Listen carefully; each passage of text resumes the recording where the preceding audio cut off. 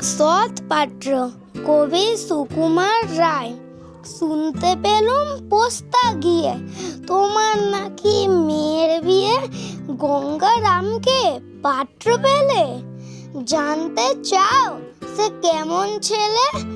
মন্দ নয় সে পাত্র ভালো, রং যদিও বেজায় কালো। তার ওপরে মুখের গঠন অনেকটা ঠিক পেঁচার মতন।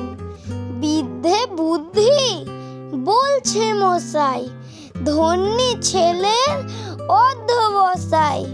19টি বার ম্যাট্রিক এসে ঘায়েল হয়ে থামলো শেষে।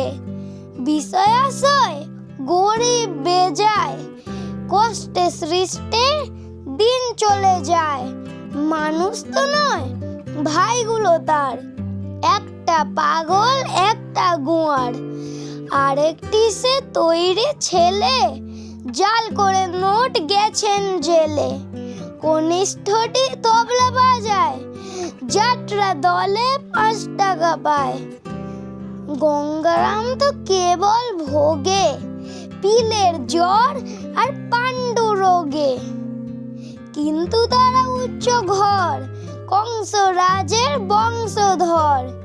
শ্যামলাহিরি বন গ্রামের, কি যেন হয় গঙ্গারামের।